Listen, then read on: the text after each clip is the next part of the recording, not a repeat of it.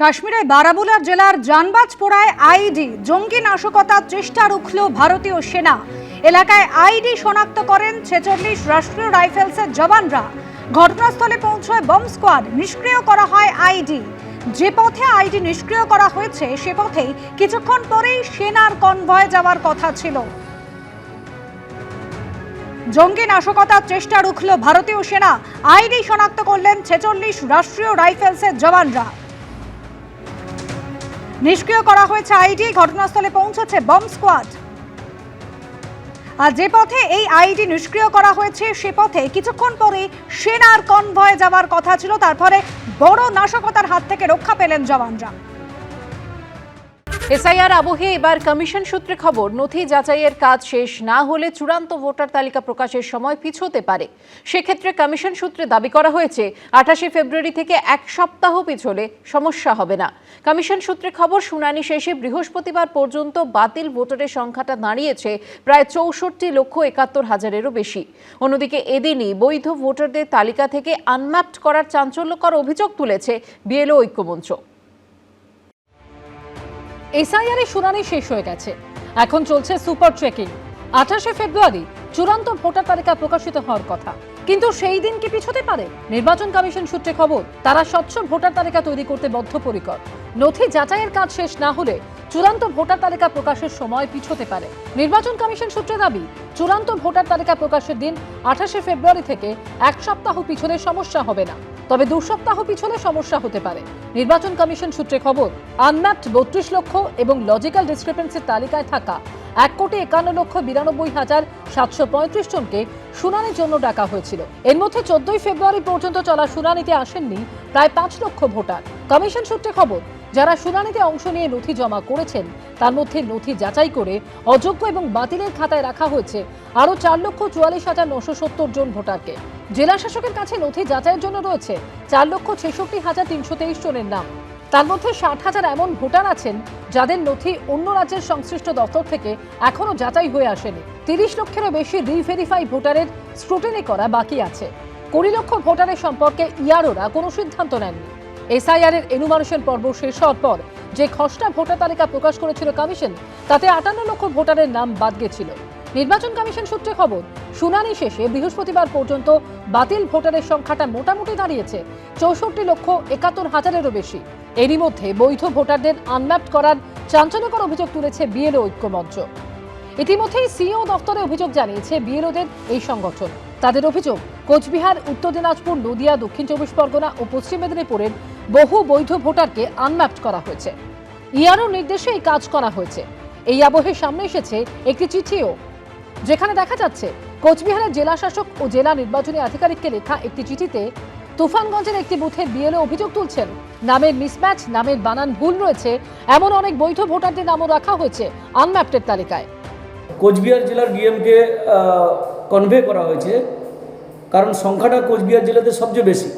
ওই জেলার বিএলও যারা আছেন, যারা অভিযোগ করেছিলেন, প্রায় 166 জন বিএলও, তাদেরকে আমরা ডিএম অফিসে পাঠিয়ে দিয়েছি এবং ডিএম অফিসে গিয়ে তারা আজকে লিখিতভাবে তালিকা জমা দিয়ে এসেছে। অনেকে ইআরওরা ভয় দেখাচ্ছেন এবং থ্রেট করছে যে তারা যাতে না এটাকে পাবলিকে নিয়ে আসে। আশা করি ডিস্ট্রিক্ট ম্যাজিস্ট্রেটের অফিস এইটা নিয়ে সমাধান করবে এবং যারা বৈধ ভোটার তাদের তালিকাভুক্ত করা হবে। এর আগে সুপ্রিম কোর্টে মুখ্যমন্ত্রীর করা মামলার প্রেক্ষিতে সুপ্রিম কোর্ট নির্দেশ দেয়, মাইক্রো অবজারভার নয়, চূড়ান্ত সিদ্ধান্ত নেবেন ইআরও অর্থাৎ ইলেকটোরাল রেজিস্ট্রেশন অফিসাররা। মাইক্রো অবজারভাররা শুধুমাত্র সাহায্য করবেন। এই আবহে কমিশন সূত্রে দাবি, ভোটারদের তথ্য সংক্রান্ত বিষয়ে বিএলও এবং ইআরওকে দায়িত্ব দেওয়া হয়েছিল। ইআরও এই আরোদের ভুলের জন্য 1,14,772 জন ভোটারের নথি আপলোড করা হয়নি। ফলে তাদের তরফে কোনো ভুল হলে শাস্তি দেয়া হবে। ইআরওর হাতে ক্ষমতা মানেই তিনি তথ্য দেবেন না, তা হতে পারে না। রুমা পাল, এবিপি আনন্দ, কলকাতা। এবার মালদার সুজাপুরে বিএলওর মৃত্যু। মৃতের পরিবারের দাবি, বুধবার এসআইআরে 44 জনের ফর্ম ফেরত আসে। তার মধ্যে বিএলও আনিকুল আলমের নিজের নামও ছিল। এরপরে অসুস্থ বোধ করেন তিনি। বৃহস্পতিবার সকালে মৃত্যু হয় তাঁর। এ নিয়ে শুরু হয়েছে রাজনৈতিক চাপানুতোর।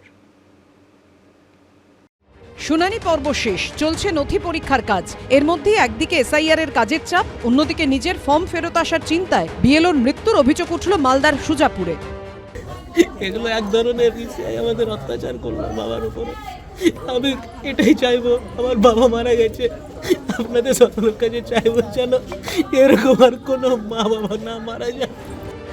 মালদা সুজাপুর বিধানসভার 144 নম্বর বুথ। এখানকার বিএলও ছিলেন কালিয়াচক হাই স্কুলের ভূগোলের শিক্ষক আনিকুল আলম। মৃতের পরিবার ও স্থানীয়দের দাবি বুধবার এসআইআর 44 জনের ফর্ম ফেরত আসে। তার মধ্যে বিএলও আনিকুল আলমের নিজের নামও ছিল। পরিবারের অভিযোগ এরপরই অসুস্থ বোধ করেন তিনি। তারপরও সুজাপুর প্রাথমিক স্বাস্থ্যকেন্দ্রে চিকিৎসা করিয়ে এসআইআর এর কাজে বিডিও অফিসে যান।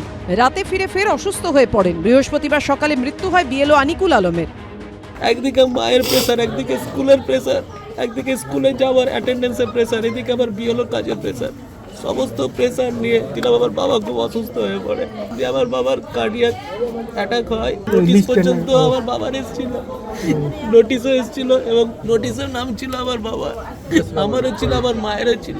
হঠাৎ কালকে 44 জনের নাম ফেরত আসে, তার মধ্যে উনার নাম ছিল। এই হঠাৎ নাম আসাতে তিনি অসুস্থ হয়ে পড়েন। এই টেনশন নিতে নিতে রাত্রে অসুস্থ হয়। এই যে এসআইআর চাপ, তিনি বিএলও ছিল, লোকের নাম বাদ পড়ে যাবে তার একটা টেনশন, পাড়ার লোককে কি জবাব দিবে তার একটা টেনশন, এবং নিজেরও নাম চলে এসছে এটাও একটা টেনশন, এই জন্যই মারা গেছেন। এই ঘটনা নিয়ে সরব হয়েছে বিএলও অধিকার রক্ষা মঞ্চ। তো নির্বাচন কমিশনের অমানবিক চাপ তো তার উপর ছিলই। নির্বাচন কমিশনের এই অমানবিক চাপ সহ্য করতে না পেরে গতকাল তিনি মারা গেছেন। তিনি একজন হাই স্কুল শিক্ষক। আর কত প্রাণ নির্বাচন কমিশনের এই অমানবিক অত্যাচারে যাবে? এসআইআর আবহে একের পর এক মৃত্যু নিয়ে প্রথম থেকেই নির্বাচন কমিশন ও বিজেপিকে কাঠগড়ায় তুলেছে তৃণমূল। মুখ্য নির্বাচন কমিশনার জ্ঞানেশ কুমারের সঙ্গে দেখা করে সুর চড়িয়েছেন মমতা বন্দ্যোপাধ্যায়, যেখানে তার সঙ্গে ছিলেন এসআইআর পর্বে মৃতদের পরিবারের সদস্যদের একাংশ। শুধু তাই নয়, নজিরবিহীনভাবে সুপ্রিম কোর্টে দাঁড়িয়ে সওয়াল করেছেন মুখ্যমন্ত্রী। এই প্রেক্ষাপটে ফের এক বিএলওর মৃত্যু ঘিরে শুরু হয়েছে রাজনৈতিক চাপানুতর। রাত্রে 44টা আরও নাম রিভিউর জন্য তার কাছে আসে, তার মধ্যে তার নাম ছিল বাতিলের তালিকায়।